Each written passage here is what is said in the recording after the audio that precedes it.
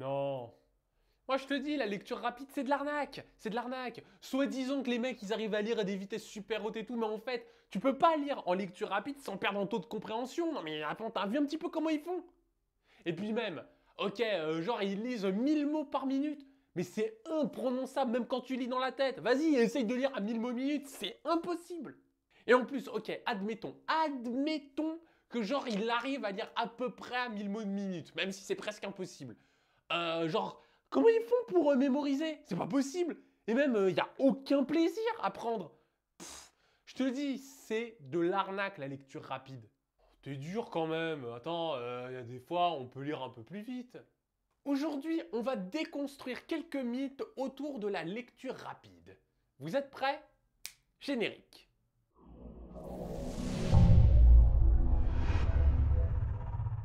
Beaucoup de personnes s'intéressent ou veulent s'intéresser à la lecture rapide, car cela pourrait leur permettre d'être plus productifs ou alors de lire plus de livres en peu de temps. Mais évidemment, comme toute discipline, il y a des détracteurs. Et la plupart des détracteurs disent que la lecture rapide serait une arnaque parce qu'on ne pourrait pas lire à de telles vitesses, genre 1000 mots minute, sans perdre en taux de compréhension. Ou alors, on pourrait lire à de telles vitesses, mais on ne pourrait pas vraiment développer notre vision, ou alors on ne pourrait pas mémoriser facilement. Et il faut l'admettre que nous, les lecteurs rapides, nous nourrissons parfois ces détracteurs avec plus ou moins certains mythes. Ah, tu vois, qu'est-ce que je t'avais dit? Je t'avais dit que c'est de l'arnaque. Allez, vas-y, confie tes péchés sur YouTube. Avoue ton imposture.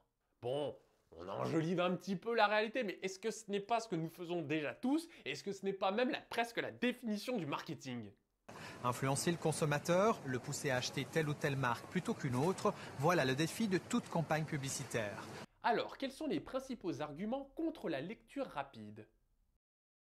On ne peut pas tout lire en lecture rapide. Alors on peut entendre que nous, les lecteurs rapides, lisons en photolecture, c'est-à-dire qu'on photographierait en quelque sorte la page et qu'on l'inscrirait dans notre mémoire, ce qui nous permet de lire à très grande vitesse. Alors en ce qui me concerne, je ne scanne pas la page, mais je me contente juste d'identifier quelques mots pour mémoriser la page. Donc en fait, lorsqu'on dit qu'on lit à 1000 mots minutes, on ne fait pas ça. On imposait aux apprentis une série d'exercices inutiles, destinés à les exaspérer, expliqua Brome. Par exemple, on leur ordonnait de déplacer des tas de pierres uniquement avec leurs pieds, ou de nettoyer des canalisations pleines d'eau et autres tâches impossibles. En réalité, nous lisons plutôt comme ça. Imposait apprentis, exercice inutile, exaspéré, déplacer tas de pierres, uniquement pieds, nettoyer canalisation eau, et tâche impossible. Évidemment, les mots que nous n'avons pas lus dans notre tête comptent quand même. Ainsi, quand nous disons que nous avons lu 1000 mots à la minute, nous n'avons pas lu 1000 mots, nous avons peut-être lu un tiers de ces mots. Mais évidemment, tous les mots que nous n'avons pas lus, nous n'en avons pas besoin parce que nous avons compris le sens de la phrase. Voilà pourquoi nous disons que nous lisons à 1000 mots minute. Nous ne lisons pas tout, mais nous comprenons l'essentiel. Maintenant, la deuxième critique.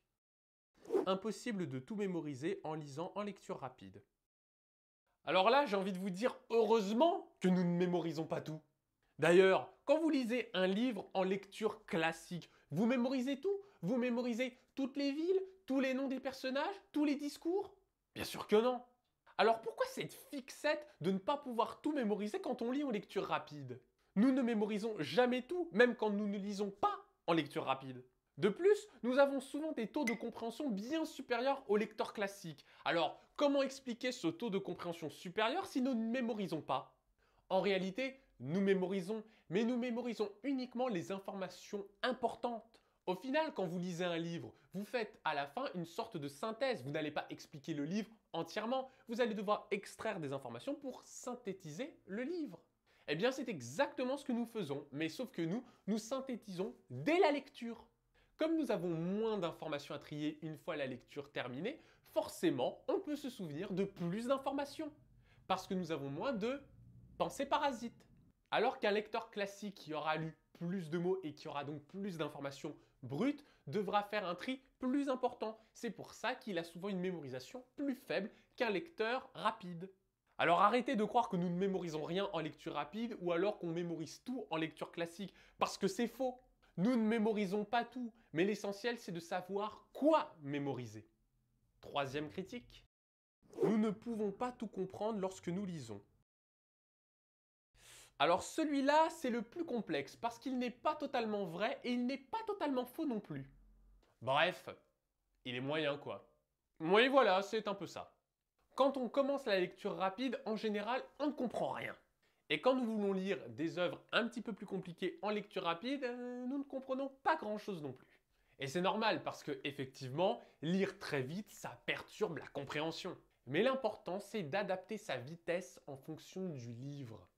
Évidemment que je ne vais pas lire un livre sur le développement de la mémoire et un livre d'heroic fantasy à la même vitesse. Alors au final, peut-être qu'en lisant un document complexe, je vais passer de 1000 mots à peut-être 600-700 mots minute.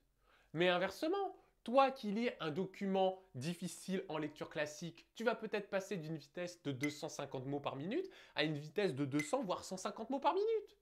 Au final, la lecture rapide est quand même applicable pour ce type de document, parce que nous savons que nous ne devons sélectionner que les infos pertinentes.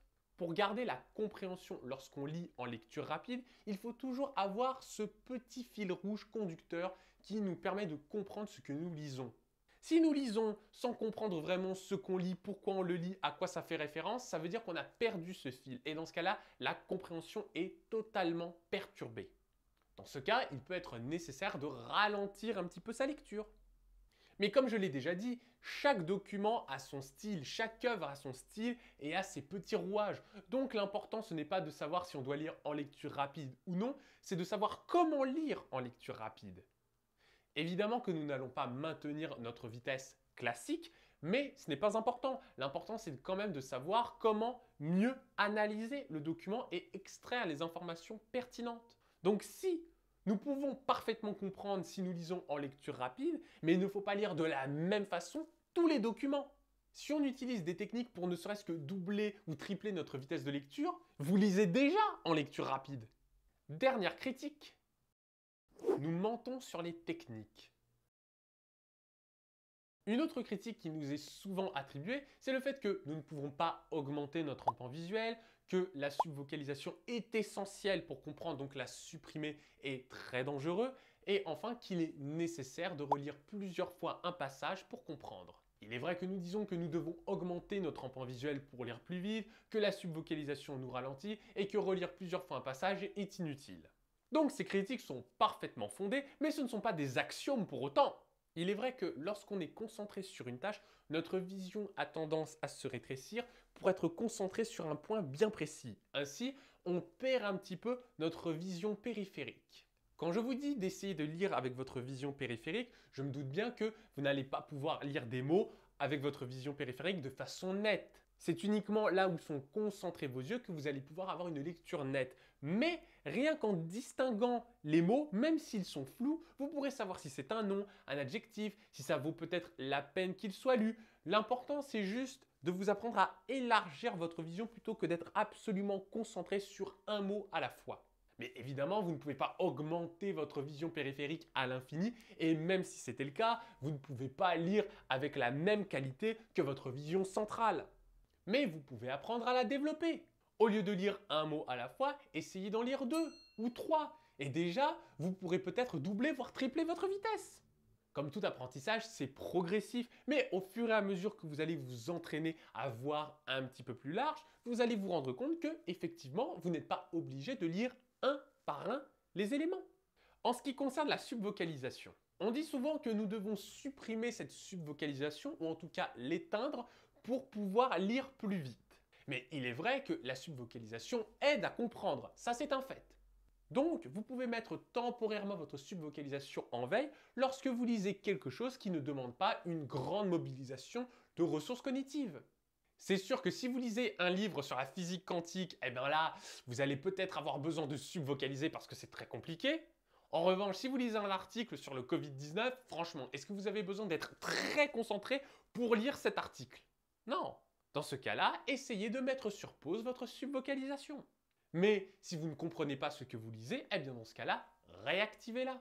Donc bien entendu que la subvocalisation est utile, mais elle n'est pas utile systématiquement. Donc vous devrez apprendre à l'utiliser quand il faut et à la mettre sur pause quand il faut. Évidemment, c'est le même raisonnement avec la relecture. Si vous n'avez pas compris un passage, eh bien, relisez-le. Mais rien ne vous empêche de le relire en lecture rapide. Au lieu de lire tous les mots, essayez de lire un mot sur deux. Rien que ça, c'est déjà de la lecture rapide. Encore une fois, tout ça, ça vient avec de l'entraînement.